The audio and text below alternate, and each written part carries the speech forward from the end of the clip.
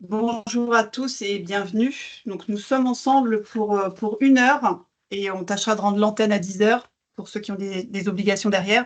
Alors, avant de commencer, je vais vous rappeler les consignes d'usage. Donc, les micros doivent être éteints, mais je pense que vous avez tous l'habitude.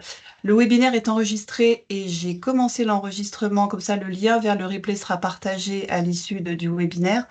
Et en ce qui concerne les questions, on a prévu un temps en fin de présentation. Alors néanmoins, si on prend un peu plus de temps pour présenter, n'hésitez pas à mettre vos questions dans le chat et on tâchera d'y répondre par la suite, par écrit.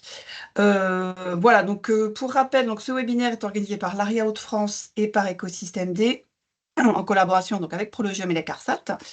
Qui sont là pour partager avec vous leur expertise et leurs bonnes pratiques en matière de sécurité pour intervenir dans les usines de la filière batterie. Alors, le programme de l'heure qui va suivre, donc après une introduction donc, de Florine Ringot-Moyon sur l'activité d'Écosystème D, pour vous dire qui est Écosystème D dans le Décarquois. Donc, on aura une intervention, mesdames Jeannès, Véret et Bourillon de la CARSAT, qui vous préciseront comment prévenir les risques dans les gigafactories de fabrication de batteries lithium. Pardon, en distinguant d'une part les phases, les 2 phases de chantier et production. Et ensuite, on aura l'opportunité d'entendre le témoignage d'Amina Ben Safi, Hervé Vetens, et j'ai pas noté le nom de la troisième personne qui est avec vous, je vous laisserai vous présenter. C'est Donc notre de l'entreprise stagiaire. Prologium. C'est notre stagiaire, elle est là pour observation. D'accord. Donc l'opportunité d'entendre donc l'entreprise Prologium, qui est donneur d'ordre de la filière de fabrication de batteries et qui va prochainement s'implanter sur le territoire du port de Dunkerque. Voilà, donc avant de passer la parole à Florine, je vais quand même dire qui je suis. Donc moi, je suis Valérie Plantard. Je fais partie de l'équipe d'animation de l'ARIA Hauts-de-France.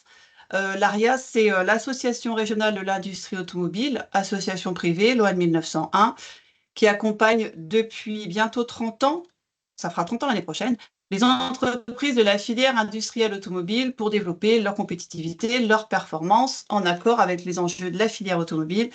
Et comme vous le savez, ces enjeux sont électromobiles à l'heure actuelle.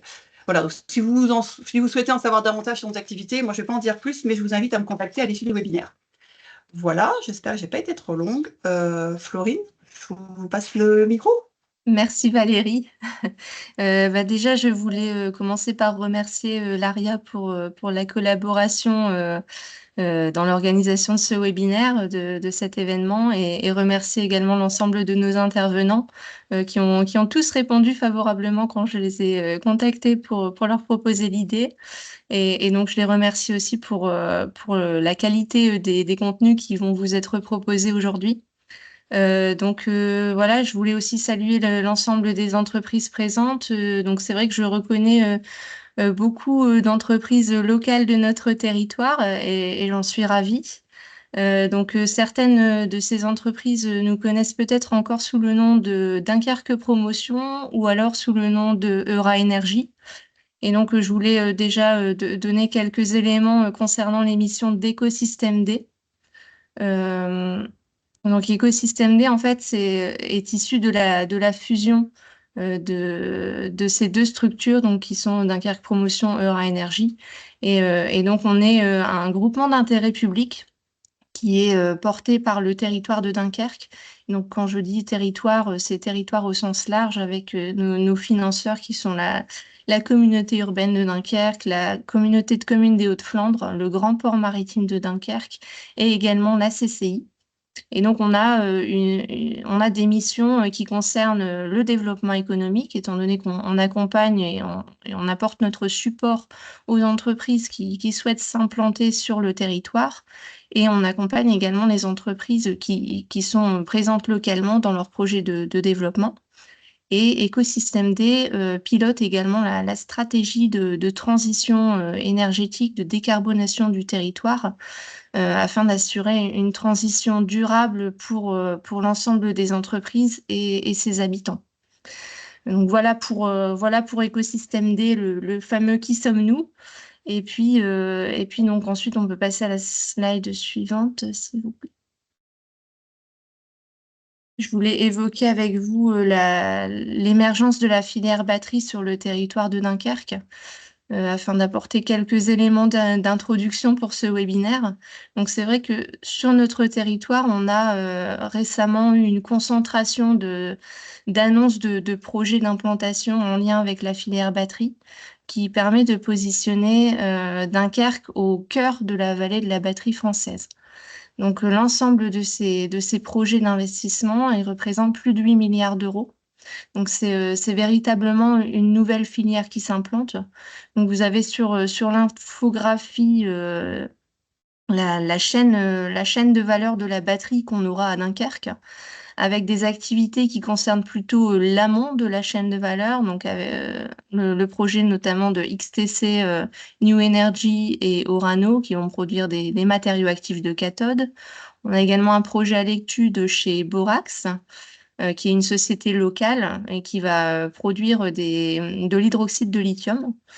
On a également un projet porté par Enchem, qui est une entreprise sud-coréenne qui va produire de l'électrolyte. Sur la partie assemblage, production de cellules, assemblage de batteries, on a bien sûr donc notre intervenant du jour, la Gigafactory Prologium, qui va produire des batteries au lithium céramique, et également la Gigafactory Vercor. On a également des activités qui concernent l'aval de la chaîne de valeur de la batterie. Donc des activités de recyclage, une qui est portée par Orano et une autre qui sera portée par la joint venture entre Eramet et Suez. Donc l'ensemble de ces activités qui s'implantent sur notre territoire, elles constituent en fait une nouvelle filière. Et c'est véritablement une filière qu'on doit accompagner dans son implantation, une filière à structurer. Et donc, c'est dans notre rôle, en fait, chez Écosystème D, d'accompagner l'implantation de cette filière afin de lui permettre de s'intégrer à notre écosystème.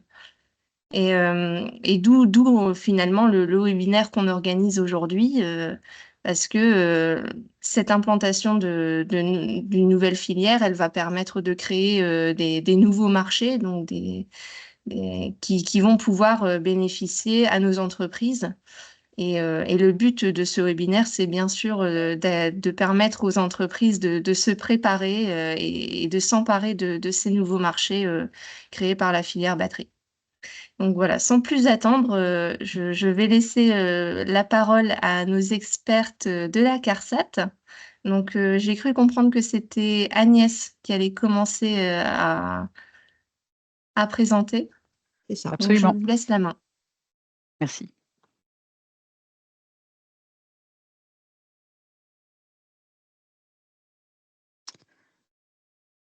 Eh bien, bonjour à toutes et à tous. Donc, je suis Agnès Jeannès, donc de la CARSAT des Hauts-de-France, et donc je travaille dans une unité un peu spécialisée qui est le Centre de mesure physique. Voilà. Bon, vous avez sur la première diapo la présentation des trois intervenantes, donc, qui, à chaque fois qu'elles prendront la parole, pourront se représenter. Je serai accompagnée de Monique et Émilie. Alors, la CARSAT, c'est la Caisse Retraite et Santé au Travail, donc, des Hauts-de-France. Donc, notre territoire de compétence, c'est l'ensemble du territoire des Hauts-de-France. Et la CARSAT, c'est un organisme de sécurité sociale qui est l'assureur des entreprises pour le risque accident du travail et maladie professionnelle. Et dans ce cadre-là, sur cette question de accident du travail, maladie professionnelle, la CARSAT a trois missions principales qui sont très, très complémentaires. La première, c'est la réparation. Lorsque on a un accident du travail ou une maladie professionnelle, la CARSAT instruit les déclarations et ensuite indemnise les victimes lorsque l'événement est reconnu. Pour bien sûr compenser cette dépense qui consiste à indemniser les victimes, bien, il y a ce qu'on appelle la tarification. On calcule le taux de cotisation de chaque entreprise en fonction de sa sinistralité, donc du nombre et des conséquences des accidents du travail et des maladies professionnelles, et on notifie le taux de cotisation donc, aux entreprises. Alors, je ne l'ai pas précisé, mais effectivement, la CARSAT est l'assureur des entreprises du régime général. Il y a d'autres organismes de protection sociale pour les autres régimes de sécurité sociale. Et puis la troisième mission, donc celle dont on va parler principalement aujourd'hui, c'est la prévention. L'idée, c'est bien sûr pas seulement reconnaître les accidents, les maladies et les indemniser, et puis tarifier le taux de cotisation, c'est surtout faire en sorte que ces accidents et ces maladies professionnelles ne se produisent pas. Et pour ça, la mission prévention de la CARSAT consiste à aider les entreprises et plus généralement les organisations, les branches professionnelles, pour évaluer les risques et puis prévenir les risques professionnels, donc d'accidents du travail et de maladies professionnelles. Alors, on peut passer à la diapo suivante.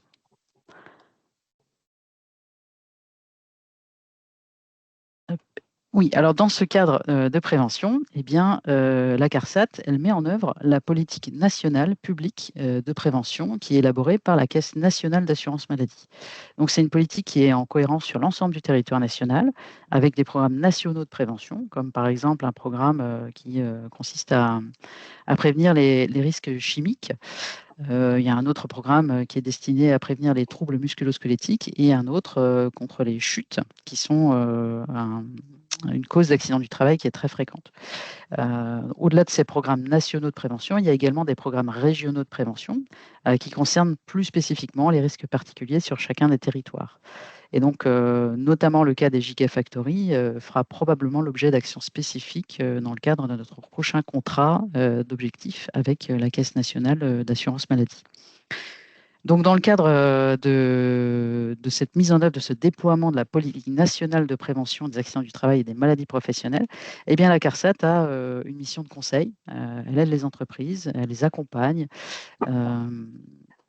Elle dispose d'expertise aussi qui permet d'aider les entreprises pour mieux comprendre, mieux évaluer les risques et adapter ces mesures de prévention.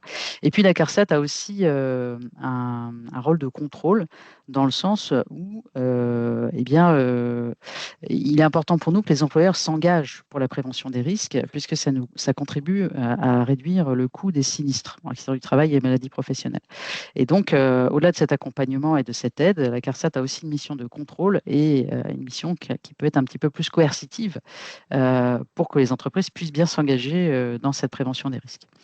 Voilà, donc on est là pour vous aider, mais on attend de vous aussi que vous agissiez, hein, c'est très important. Alors, sur quel domaine la CARSAT est compétente? Sur l'ensemble du panorama, en réalité, des risques professionnels. Là, vous avez la copie de notre site internet sur lequel vous pouvez trouver des informations un peu plus spécifiques sur l'accompagnement qu'on peut proposer sur ces différentes thématiques. Donc, on travaille aussi bien sur les troubles musculo-squelettiques, sur les postures pénibles, sur les risques psychosociaux, les risques chimiques, biologiques, physiques, les risques de chute, les risques liés au BTP. On a une action spécifique sur les TPE, les PME. On peut également intervenir pour vous accompagner sur l'analyse des accidents du travail. Il y a également une action sur le risque routier et puis sur le risque lié au travail intérimaire, qui est également pourvoyeur de sinistralité. Voilà, vous trouvez l'ensemble des informations sur notre site internet et on reviendra à la partie bibliographie en toute fin de présentation. Je vais passer la parole maintenant à Monique. Changer la slide. Oui. Merci. Donc, bonjour à tous. Moi, je suis Monique Véred, donc je suis contrôleur de sécurité et je suis agent de secteur dans l'équipe littorale. Donc, moi, je vais parler plus spécialement de la phase chantier et de la prévention des risques dans cette phase d'activité. Donc, on peut passer à la slide suivante. S'il vous plaît. La slide suivante, merci. Alors, un petit rappel réglementaire qui concerne le maître d'ouvrage. Donc, lui, il a l'obligation de prendre en compte la prévention des risques professionnels sur son chantier.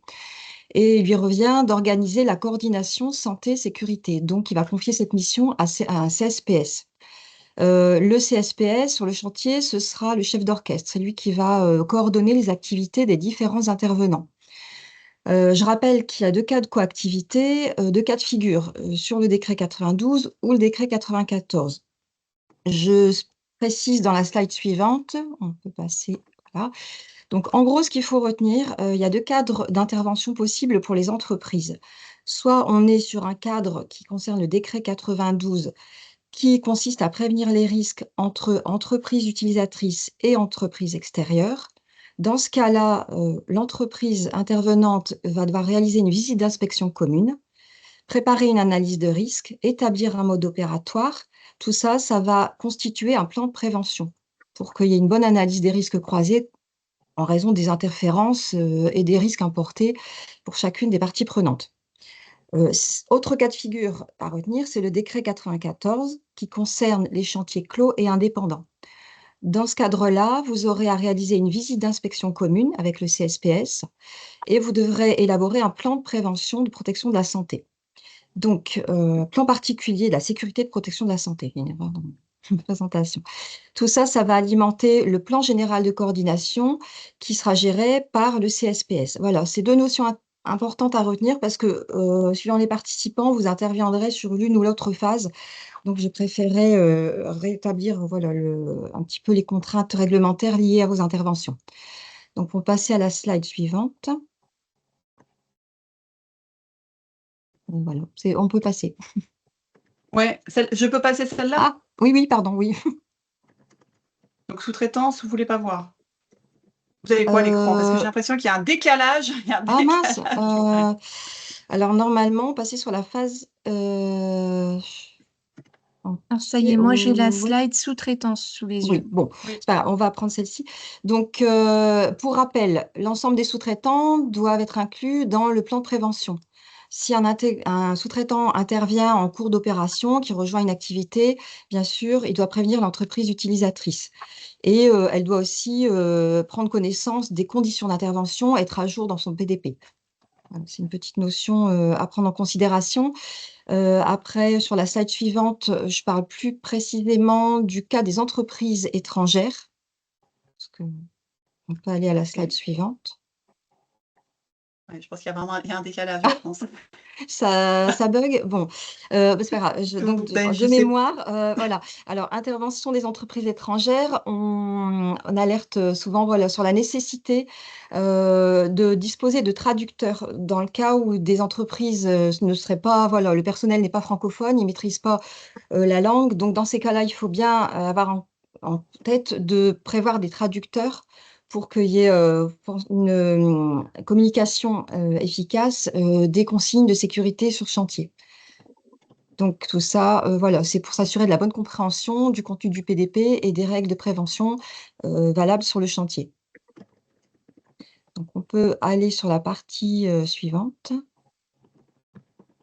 Organisation des chantiers. Oui, c'est ça, voilà. Alors, normalement, on est sur les thèmes opérationnels. Oui, tout à Vous me fait. dites, oui, c'est ça. Oui. On est en phase. Bon. Oui. C'est pas évident à distance comme ça. Alors, en fait, nous, le réseau prévention des risques a déployé 5 thèmes opérationnels prioritaires auprès des maîtres d'ouvrage.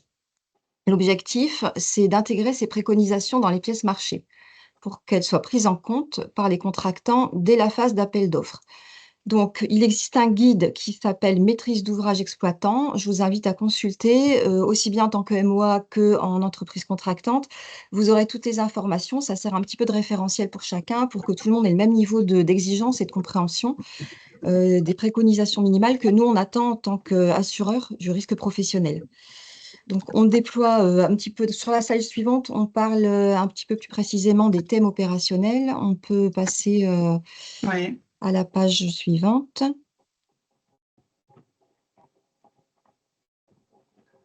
Tout ça, vous retrouvez en ligne aussi, vous avez les liens. À chaque fois sur la page, on a mis le lien pour vous permettre de trouver le document.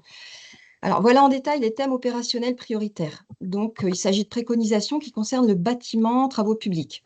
Comme expliqué, on essaye de faire adopter ce référentiel par les entreprises intervenantes et aussi par le MOA. Donc, on est presque sur l'idée d'un partenariat pour qu'il y ait un échange de bonnes pratiques conformément à ces règles de l'art qui sont présentées dans ces guides. Donc, on parle de prévention des chutes, on parle de gestion des manutentions, on parle d'hygiène et conditions de travail, on parle de coordination SPS, ça concerne plus le MOA, et on parle d'intervention ultérieure sur l'ouvrage. Pareil, vous avez le lien sur le site Amélie. Je vous invite à consulter le document, prendre connaissance des thématiques plus en détail. Alors voilà, je vous ai laissé les grandes lignes, mais après, il faudra peut-être consulter les documents pour bien comprendre le contenu. En avril 2024, on a établi une mise à jour sur les thèmes opérationnels prioritaires qui concerne les travaux publics. Donc là, on sera plus sur tout ce qui est travaux, prévention d'enfouissement et chute, gestion des circulations et approvisionnement, hygiène de travail, environnement de travail et hygiène. Alors sachant qu'on a un petit focus sur, tout ce qui est risque chimique, par rapport à des expositions éventuelles, amiante, plomb, et cetera, par rapport, à l'environnement. Mais tout ça, c'est à définir. En fait, c'est de la détection préalable à votre intervention. Vous aurez, toutes les explications sur, ce sujet-là dans la brochure également. On parle également du thème de la coordination et puis, de nouveau, l'intervention ultérieure sur l'ouvrage. De même, cette brochure est disponible en ligne sur le site Amélie. J'ajoute que nous avons à disposition beaucoup de supports, beaucoup de documentation, beaucoup d'expertise. On a de nombreuses recommandations sur des thématiques diverses, l'enfouissement, les engins, les fumées de soudage. C'est très riche, voilà. Et, il y a beaucoup de documents à utiliser, à exploiter pour faire une prévention des risques efficace. Ça va vous rappeler les règles de l'art, les bonnes pratiques à mettre en œuvre sur la vie du chantier. Voilà, donc ensuite, on peut passer à la slide suivante. Les premiers retours d'expérience que nous, voilà, on connaît sur des chantiers de bâtiments industriels. En gros, le souci, c'est forcément la démultiplication des intervenants, la mise en commun, le nombre très important d'entreprises sur place, des délais souvent très contraints, ce qui sera sans doute le cas pour le chantier Prologium, et forcément des phases de chevauchement dans la construction. Et aussi voir la mise en production. Parfois, on a de la mise en production en simultané à l'avancement du chantier. Donc, il se peut aussi qu'il y ait des phases aussi de chevauchement sur construction et mise en production. Donc, en gros, on est sur la thématique de la coactivité. Donc, je rappelle l'importance de participer aux réunions de coordination, de participer aux instances, au CI2SCT pour être à jour sur la vie du chantier, sur l'organisation, sur les consignes d'organisation. Et puis, on vous demande aussi bien aux maîtres d'ouvrage qu'aux entreprises contractantes de respecter vos engagements contractuels en matière de santé et sécurité.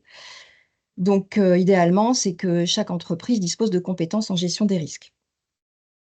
Voilà, donc après, bon, je pense que on peut parler un peu de retour d'expérience brièvement avant de passer à la CLST. On en rediscutera peut-être en fin de présentation. On a, nous, déjà un petit peu de recul sur des constructions qui se passent sur d'autres sites en région. Bon, voilà, des situations de travail accidentelles, il y a des solutions, voilà, je vais peut-être en parler après parce que j'ai pas le récapitulatif sous les yeux. Donc, en gros, bon, on a des risques de chute de hauteur, des risques de collision entre engins. Voilà, tout ça, peut-être on échangera directement en fin de présentation. Donc, sur la partie CLST, en fait, nous, on travaille sur la conception des lieux et situations de travail. Donc, brièvement, nous, CARSAT, voilà, on essaye de porter aussi à connaissance des maîtres d'ouvrage ou des entreprises qui seront amenées à construire un bâtiment, des points clés sur la conception des bâtiments. Ça concerne la circulation extérieure, les interventions ultérieures sur l'ouvrage, la circulation intérieure, le confort thermique et la ventilation, l'éclairage naturel, l'éclairage artificiel, l'acoustique, l'entretien des locaux, les stockages des produits chimiques et déchets, les vestiaires, les réfectoires et sanitaires. Donc, en gros, dans ce référentiel de l'INRS, le D950, vous trouverez une mine d'informations sur ces diverses thématiques. Voilà, vous pouvez consulter aussi ce document en ligne sur le site de l'INRS. On a mis le lien en bas de page. Bon, c'est à titre informatif. Je dirais que ce sera plus le donneur d'ordre, le maître d'ouvrage qui sera concerné en premier lieu. Néanmoins, si vous êtes dans une phase de concertation, de consultation pour votre offre technique, votre offre de service, vous pouvez aussi peut-être vous caler sur ces référentiels pour vous mettre à niveau des exigences du maître d'ouvrage. Voilà, et je pense qu'on passe après sur la partie risque chimique. C'est bien ça. Donc, bonjour à tous, Émilie Bourillon, je suis contrôleur de sécurité au laboratoire de chimie de la CARSAT, Hauts-de-France. Et donc, pour ce volet risque chimique, donc là, on va se concentrer, enfin, risque chimique et risque lié au procédé, se concentrer sur nos états de connaissance, en fait, en la matière, sur la fabrication, justement, des batteries. Donc, des points importants, justement, sur lesquels se concentrer, hein, il y a bien sûr plusieurs produits qui rentrent dans la fabrication donc, des batteries, que ce soit des produits sous forme de poudre, des solvants et donc des produits aussi donc, qui peuvent être volatiles. Petit focus sur justement certains composés d'ailleurs qui peuvent être classés CMR, CMR qui veut dire cancérigène, mutagène, toxique pour la reproduction. Donc, et également donc, des produits qui peuvent être corrosifs ou également donc d'autres produits qui peuvent être inflammables. Donc, sans oublier que, bien sûr, l'entreprise utilisatrice doit disposer donc, de compétences en santé et sécurité sur des thématiques, enfin sur ces thématiques, que ce soit les risques chimiques, physiques et ATEX. Alors, ATEX pour atmosphère explosive, puisqu'en fait aussi nos connaissances sur les procédés, d'ailleurs, procédés notamment tests liés aux usines pilotes de ces gigafactories, il y a bien sûr, donc en plus du risque chimique, un risque d'atmosphère explosive. Donc, bien sûr, quand on intervient donc, dans cet environnement, il y a différentes attentions à porter en termes de, bien sûr, donc, logiquement pour l'entreprise utilisatrice, de dispositifs de captage existants, de systèmes en vase clos, mais également donc, le respect justement des protections collectives mises en place et également toute protection individuelle qui permettrait aussi donc, de se protéger en termes d'intervention donc, sur des phases où il existe encore des risques potentiels. Sachant que il y a un point de vigilance quand même particulier sur les opérations de maintenance et de nettoyage justement donc dans l'évaluation donc de ces risques, avec alors un point important parce qu'en fait il s'agit de notre retour d'expérience, c'est sur les procédures de consignation qui doivent être adaptées sur ces lignes, et puis également toute intervention qui pourrait justement créer un risque d'incendie ou d'atmosphère explosive. Donc une attention particulière par rapport à ces éléments-là. Et puis bien sûr, sans oublier bien sûr qu'il faut se baser sur tout ce qui est retour d'expérience en termes d'accidents, incidents, donc sur ces sites. Et puis aussi, je voulais vous parler également de ce point aussi particulier et qui du coup nous pose aussi question, c'est sur la gestion donc des déchets et notamment tout ce qui est déchets qui peuvent justement engendrer un risque d'incendie, notamment. Vous pouvez passer à la diapo suivante, s'il vous plaît.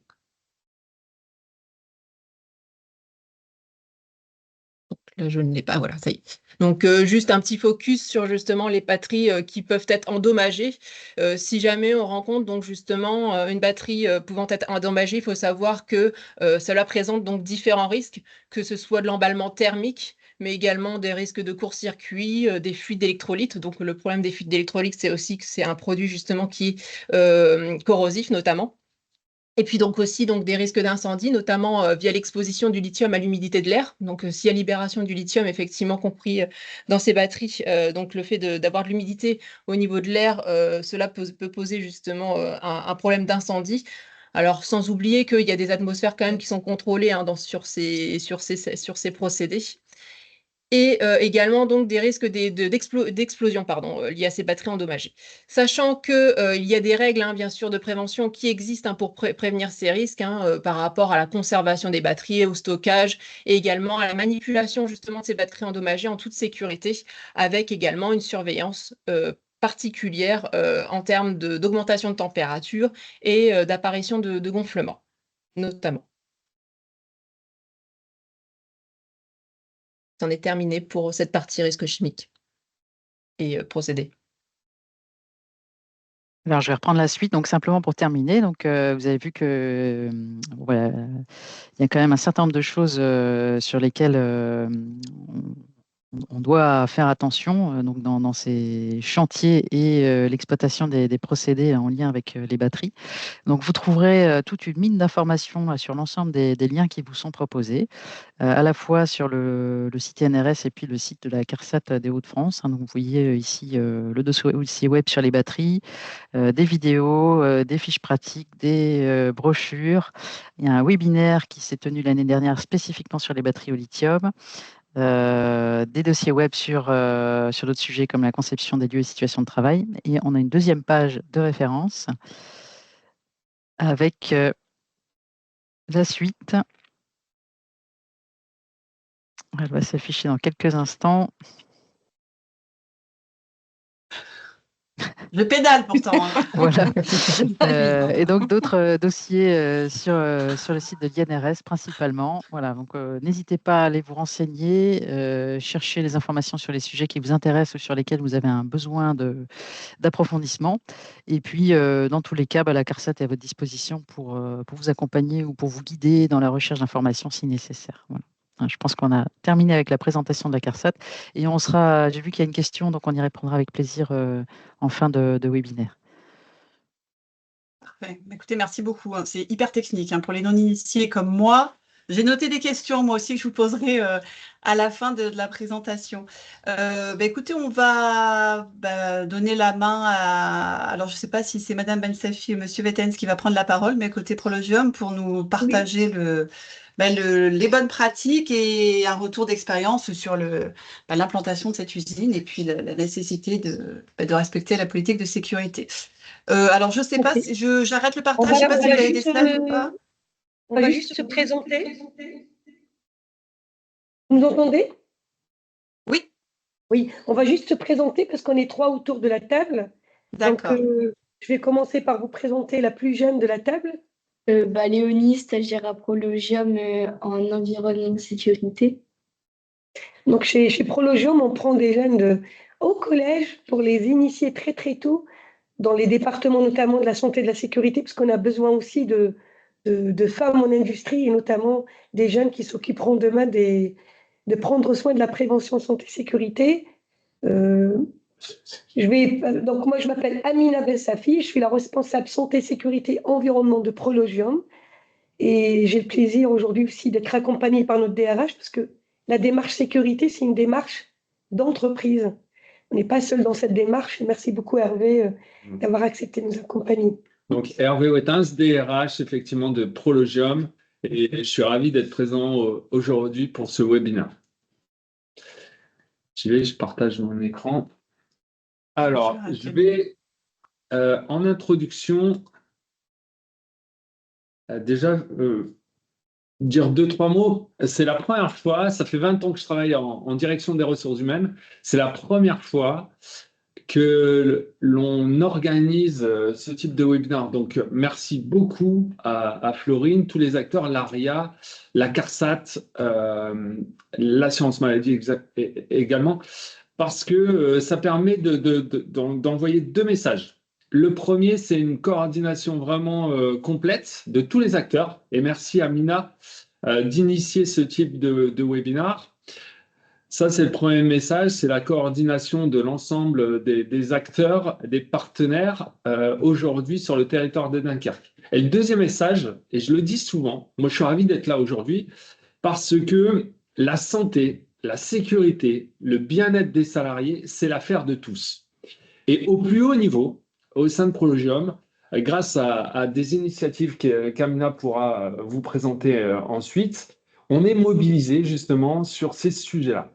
Et dès le début de la création de notre Gigafactory. Alors, comme vous le savez, Amina va revenir dessus, on est en avance de phase, mais c'est vraiment un vrai message qu'on souhaite passer. Donc, merci à tous pour l'organisation, premièrement, et deuxièmement, aussi toutes les personnes qui sont connectées, parce que ce sera notre standard. C'est ce qu'on souhaite vraiment demain dans le déploiement, la construction de notre usine. Donc voilà le petit préambule. Je vais maintenant m'attarder à vous présenter Prologium.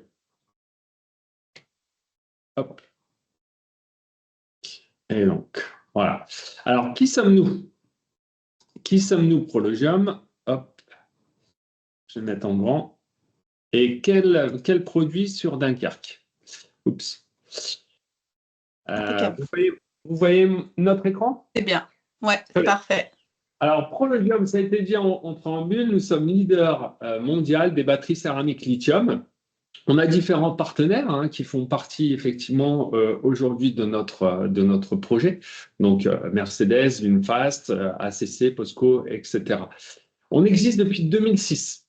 Donc ça, c'est important. On existe depuis 2006 à Taïwan sur des produits finalement de grande consommation.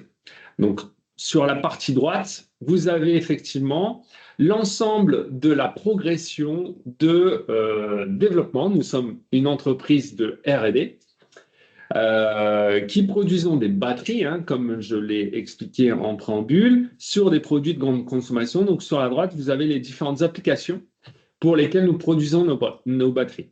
On s'est rendu compte qu'on avait effectivement une technologie hyper rare qui disrupte le marché. Et c'est pourquoi on souhaite passer à grande échelle aujourd'hui avec la création de cette Gigafactory. Et Amina pourra vous présenter dans le détail l'ensemble du projet. Donc finalement, nous, on se concentre sur la création, maintenant sur la gauche, de cellules, d'accord, de cellules pour constituer une batterie complète pour les véhicules demain et les constructeurs automobiles. Donc les cellules, c'est quoi? C'est une fine feuille de papier avec une cathode, une anode qui est consolidée pour faire un module. Voilà.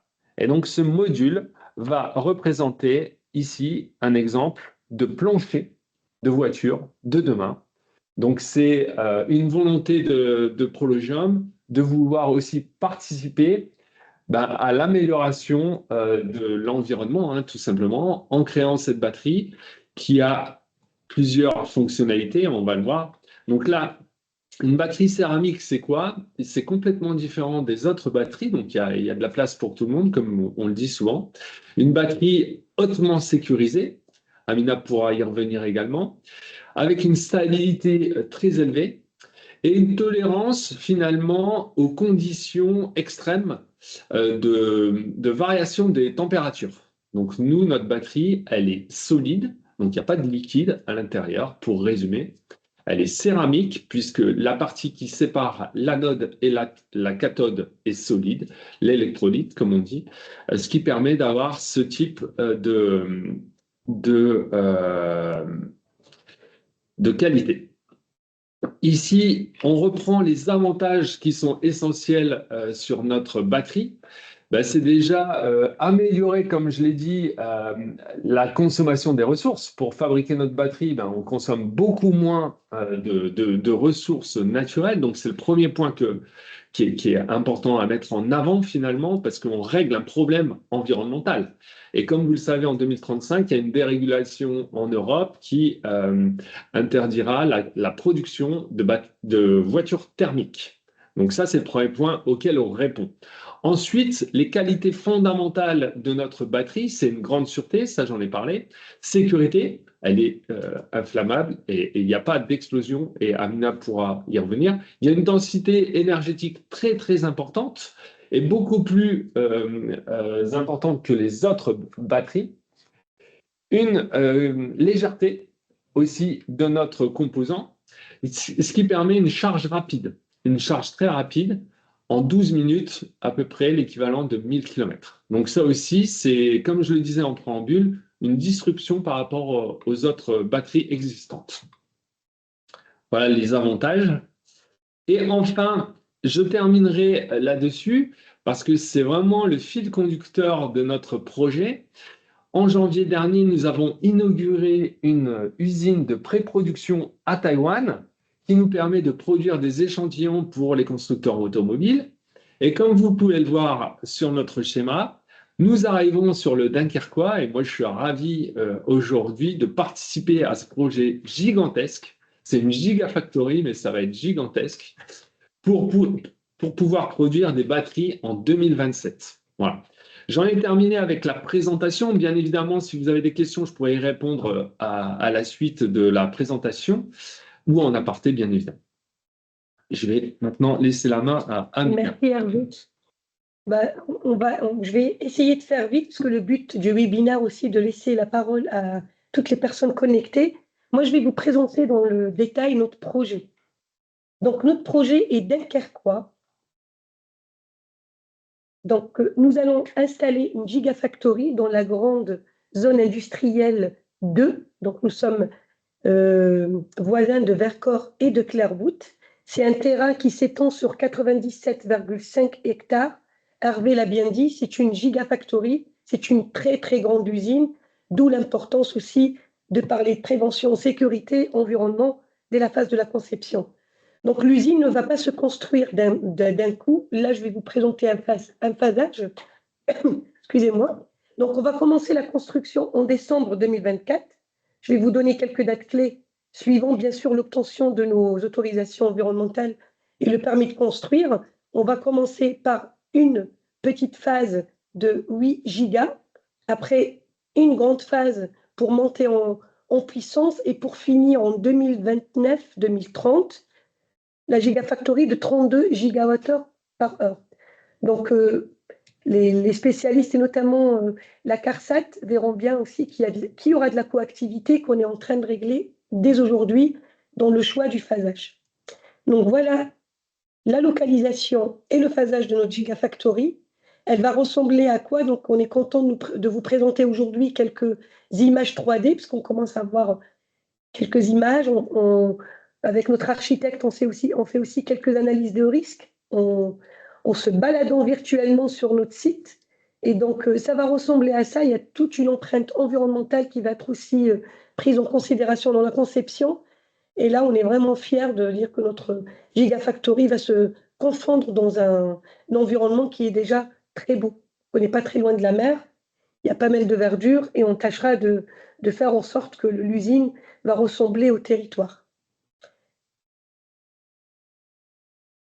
On est, en fait, par rapport à notre planning, je vais peut-être vous présenter quelque chose de plus simple. Le planning. Donc, on a déposé notre demande d'autorisation environnementale, à savoir que le site Prologium est classé Seveso CIO. Donc, on a déposé le 6 mai.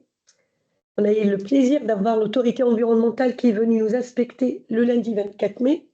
Ça s'est bien passé. Donc, on va avoir un retour rapide pour le 11 juillet. Il faut savoir qu'à partir du retour de l'autorité environnementale et la réponse de Prologium, il y a une autre enquête publique qui va commencer au mois de septembre. On attend la fin des vacances pour commencer une enquête publique.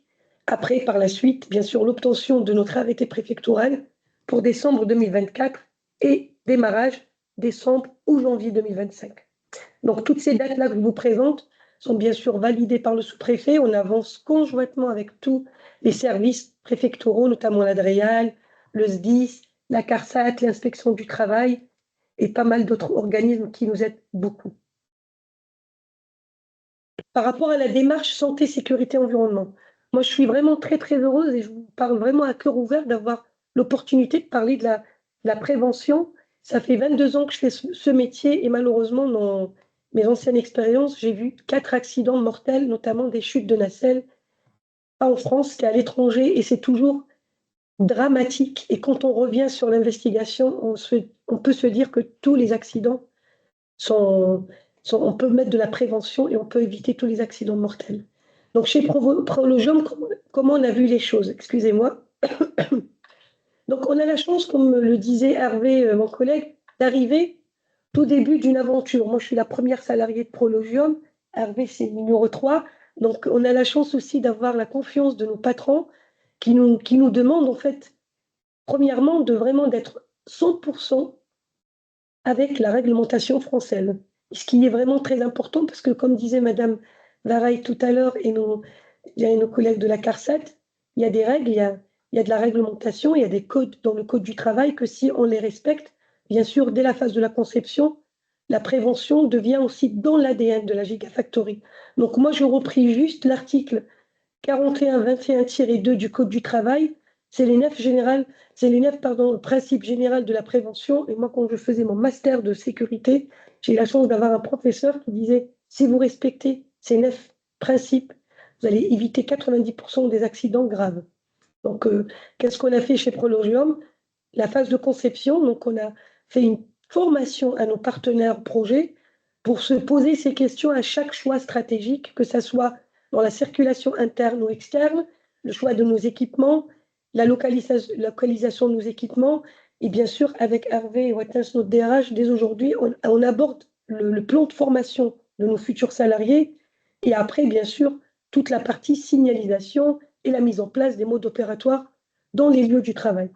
Donc, chez Prologium, on fait très simple, parce qu'on a la chance d'être en France, un pays où il y a déjà pas mal de réglementations.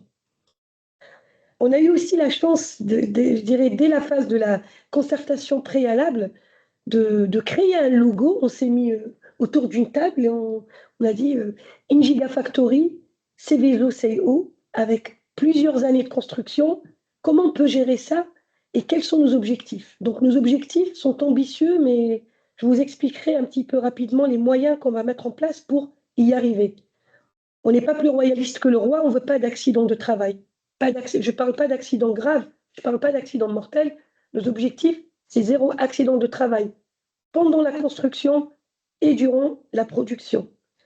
Protection 100% de l'environnement. On aura un arrêté préfectoral, il y aura un plan de contrôle. Donc sur ce sujet-là, on est confiant. Conformité réglementaire, donc on y réfléchit dès aujourd'hui pour vraiment avoir une usine qui ressemble aussi à Prologium en matière je dirais, de rigueur. On adapte la Gigafactory aux employés, donc les questions sur l'ergonomie, sur la localisation des équipements fait partie des discussions dans la conception. La sensibilisation à la sécurité, donc on va développer un plan de formation de nos sous-traitants et tous nos salariés. Aujourd'hui, on a une jeune stagiaire de 4e qui nous a rejoint il y a 2 jours. On a eu aussi notre première stagiaire au mois d'avril. On essaye aussi d'avoir des stagiaires qu'on espère dans 2 ou 3 ans viendront aussi faire peut-être leur contrat d'apprentissage chez nous et on les sensibilise à la sécurité. Et nous, vraiment, je dirais l'ADN, c'est de la positive attitude. On ne veut pas arriver dans les chantiers avec la casquette de policier.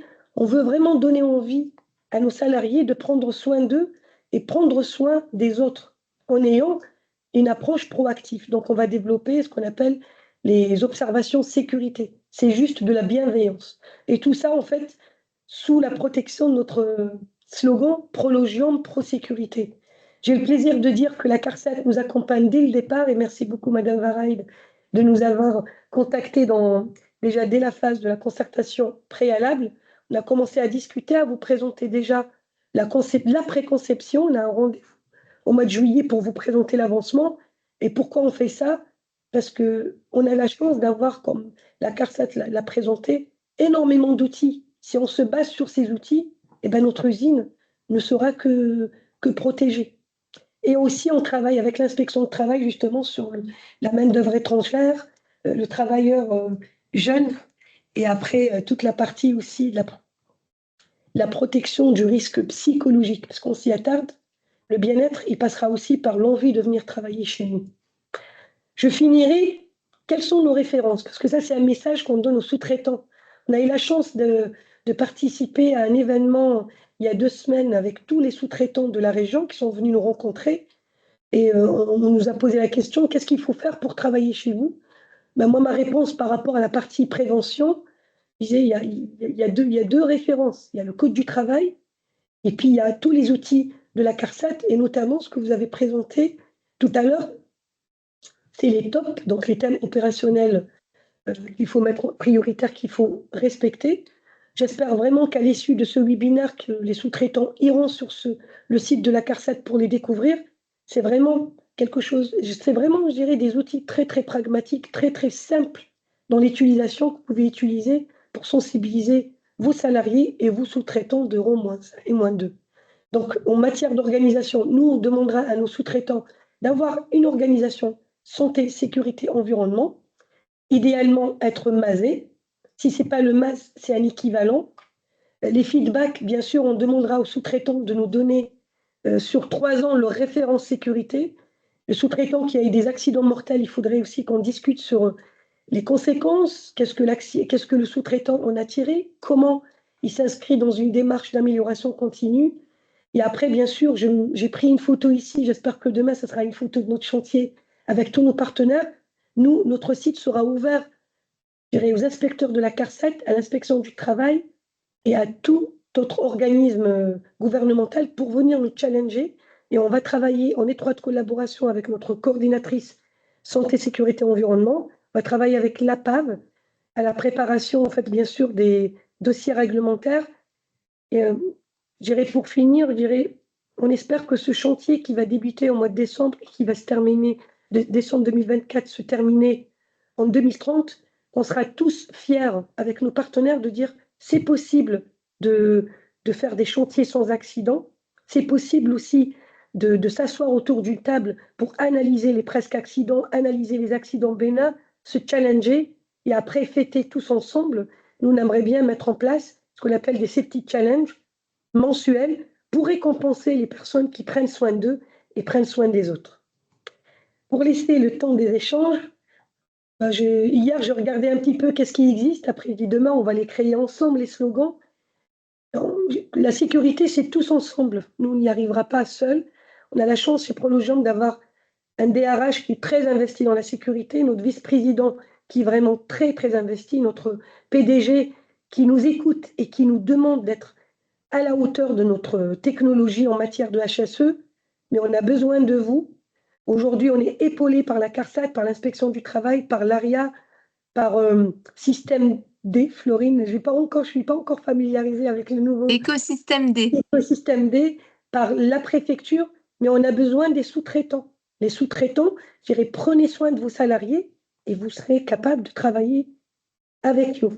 Voilà la question. Et vous, qu'en dites-vous? Merci pour votre écoute et j'espère que j'ai laissé assez de temps pour l'échange. C'est parfait, on est on time, c'est nickel. En tout cas, merci beaucoup pour cette présentation. Hyper enthousiaste en fait, hein. Vous donnez envie. Enfin, en tout cas, moi, c'est ce que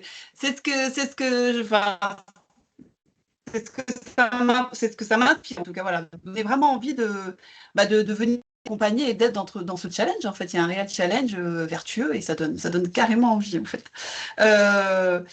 Écoutez, je ne sais pas s'il y a des questions dans l'assistance. On en a une en tout cas ou même deux dans le chat. Donc, à la limite, on va peut-être les prendre puisqu'on a le temps. Il nous reste encore une petite dizaine de minutes. Alors, la première question a été posée par Olivier Tribou. À la limite, je peux vous laisser prendre la parole. Elle l'a posée à voix haute. Et je pense qu'elle était adressée, enfin, vous l'avez posée au moment où c'était Madame Verrette de la CARSAT qui intervenait. Donc, c'est peut-être une question pour elle, je suppose. Monsieur Tribou. Eh bien, bonjour. Bonjour. Je représente l'école d'ingénieurs du CESI. On travaille également sur une option sur la batterie électrique. On est financé par l'école de la batterie, donc d'où notre présence aujourd'hui. Effectivement, la question était plutôt pour la CARSAT sur les événements initiateurs qui ont été identifiés, qui pourraient être à l'origine de sinistres, que ce soit dans la phase chantier, mais également dans la phase production, spécifiquement des batteries lithium. Si vous avez des informations là-dessus. Oui, alors bon, comme j'ai expliqué, on a quelques retours d'expérience par rapport à des sinistres, des accidents qui se sont produits sur d'autres sites qui sont déjà plus en avance en région. Ce qui me vient à l'esprit, bon, c'est le cas dernièrement d'une chute d'un panier de nacelles. Alors, je n'ai pas tous les éléments de contexte, je ne peux pas vous en dire plus à ce jour. Je peux chercher de l'information auprès de la collègue qui suit cet événement. On peut faire un petit retour aussi à l'occasion, si vous voulez, ou échanger par mail prochainement. Donc, bon, voilà, là, c'était sur la phase chantier. Des défaillances, je dirais, peut-être successives, cumulées, des modes opératoires, peut-être dégradés. Voilà, je n'ai pas la connaissance complète des origines de l'accident. Voilà, je vais essayer de trouver de l'information et de faire une communication là-dessus pour vous donner des précisions. Par contre, ce que je peux vous en dire par rapport à tout ce que nous, voilà, on suit en tant que préventeur sur les différents chantiers, c'est que il y a des phases, voilà, qui restent critiques. Il y a toujours quand même ce côté improvisation chez certains intervenants. Il y a toujours le moment où le mode est dégradé, où on n'a pas redimensionné, repris les dispositions à zéro et on s'aventure quand même dans l'opération sans avoir pris vraiment mesure des conséquences. Bon, je pense qu'il faut vraiment poser les choses avant de démarrer l'activité, bien écrire, bien définir son analyse de risque. Si jamais, voilà, on sent que c'est pas comme dans le référentiel, le standard exigé du départ, ne pas hésiter, je pense, avec Prologium, là en l'occurrence, à en discuter, à remettre les choses à plat avant toute intervention hasardeuse. Je pense aussi, ce qui me vient à l'esprit, c'est que par exemple, on a des cas d'accumulation d'engins, de nacelles dans des halles qui sont semi-fermées. Forcément, il y a des gaz d'échappement, il n'y a pas encore les systèmes d'aspiration-ventilation. Tout ça, c'est source d'exposition à des émissions moteurs diesel, on a des cas de terrain non carrossé, manque de stabilité, avec des engins qui circulent. On a des cas, voilà, c'est vraiment varié. Moi, je parle plutôt de la phase chantier. Sur la phase vraiment plus production, risque chimique, mes collègues témoigneront. Voilà, c'est moi ma partie. Bon, ça reste une vie de chantier avec ses aléas. Parfois, un manque de préparation et un manque de redéfinition des consignes de travail qui sont à l'origine des événements. Ce que je peux en dire à ce jour. Voilà. Bonjour, je Bonjour. suis Jérôme Luc et je suis collègue d'Olivier Tribou. En fait, ce qui se passe, c'est que dans la demande d'autorisation environnementale unique, Prologium a dû réaliser l'identification des événements initiateurs pour pouvoir réaliser des scénarios d'accident. Et c'est peut-être que Prologium peut donc répondre à ce genre de questions. Oui, oui, merci beaucoup pour votre question qui est très intéressante. Bien sûr, il y a dans la demande d'autorisation environnementale ce qu'on appelle l'étude de danger. Nous, on l'a réalisée avec le partenariat solide de l'INERIS, qui est je dirais, le laboratoire de référence en France. On est très fiers et ça, en fait, on va le signaler, on va le mettre en fait dans la version publique qui sera aussi consultable, que vous pouvez aller consulter lors de l'enquête publique. Notre technologie n'est pas considérée dangereuses comme les batteries lithium-ion. Je m'explique. Dans l'étude de danger, il y a une batterie de test et dans les essais en fait, palettes. Donc, on prend une palette de batterie qu'on met dans un four et qu'on vient chauffer jusqu'à une température culminante. Et donc, ces essais, on a assisté à ces essais en présence de l'Adréal, en présence du SLIS, notre vice-président et moi-même. Et en fait, les conclusions de Eneris, c'est que notre batterie a un comportement d'une palette de carton emballée dans du plastique. Donc, il n'y a pas d'explosion. L'émanation de fumée, elle se fait, mais à un temps beaucoup plus lent. Et moi, ça me fait plaisir de vous montrer, en fait, s'il y a une partie confidentielle et une partie publique.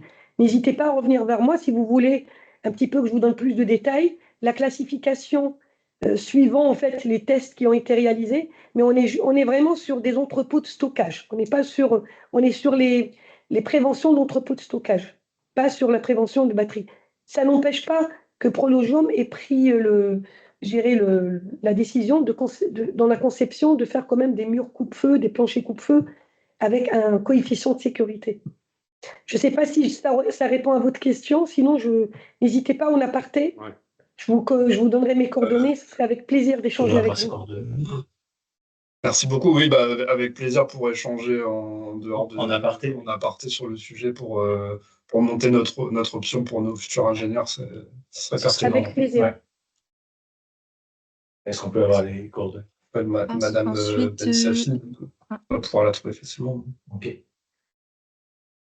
Sinon, je vous les partagerai avec une seconde question dans le chat, enfin plutôt une intervention de la part d'un représentant justement de l'association MAZ qui assiste à ce webinaire, Maxime Lomé, qui est peut-être encore dans les présents et qui peut peut-être prendre la parole. Pour pas très longtemps, mais bonjour à toutes et à tous. Ouais, effectivement, je dois enchaîner sur une réunion avec Cap Prévention pour l'OPP là dans 5 minutes, mais je voulais rebondir un petit peu sur ce qui a été dit. Donc c'était effectivement très clair et merci pour cette présentation. Monique, que je connais aussi très bien par ailleurs, effectivement, je disais dans le chat que la CARSAT, comme l'OPP-BTP, propose des outils et des solutions de formation qui sont particulièrement adaptés pour les entreprises, avec beaucoup de pragmatisme. Et je disais simplement qu'il faut pas avoir peur du MAS. Souvent, on voit le MAS comme quelque chose de très inaccessible. Notez bien quand même que sur les Hauts-de-France, 40% de mes adhérents sont des sociétés de moins de 10. Donc, on est vraiment sur un outil qui s'adapte complètement aux petites entreprises. Et nous, c'est vraiment notre cœur de cible. De faire évoluer les comportements et juste un petit chiffre pour vous expliquer que les entreprises qui s'engagent dans le MAS ont aujourd'hui 2 à 3 fois moins d'accidents et moins d'accidents graves que les taux de la profession. Donc ça, c'est quelque chose qu'on continue à prouver depuis plus de 25 ans maintenant et voilà, et donc je serais ravi de pouvoir échanger avec ceux qui sont intéressés, qui ont encore peut-être des idées préconçues sur le sujet, pour essayer de dédramatiser un maximum et de leur montrer que c'est complètement accessible pour une TPE. Voilà. C'est ça aussi que je voulais ajouter. Merci beaucoup. Il est 10 heures, hein, donc voilà, moi j'avais dit que je tâcherais de rendre l'antenne à 10 heures. Alors, il n'y a pas eu d'autres questions dans le chat, donc je suppose que tout a été clair. Je vais renvoyer le replay.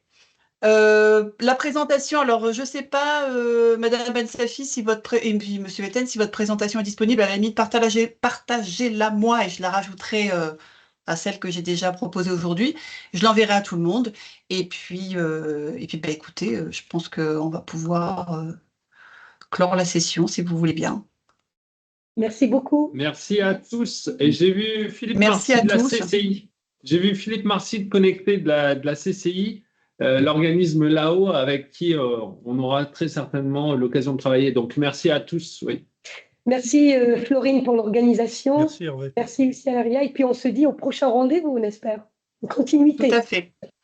Merci. Et voilà, à ce sujet, je me permets juste de vous. dire que si jamais il y avait une demande d'organisation de webinaires complémentaires sur des thématiques plus particulières, on reste bien entendu à disposition. Si le besoin est exprimé, on se fera un plaisir de communiquer sur des thématiques de prévention santé-sécurité. Eh ben, c'est bien noté. Merci à tous. Et puis, écoutez, Merci bonne à tous journée. les intervenants pour la sécurité. qualité des échanges et un grand merci. Voilà, on a tous beaucoup appris aujourd'hui, je pense. Merci beaucoup. Merci, bonne journée. Merci. Merci, bonne Au revoir. journée. Au revoir. Bonne journée. Merci. Bonne journée. Bonne journée.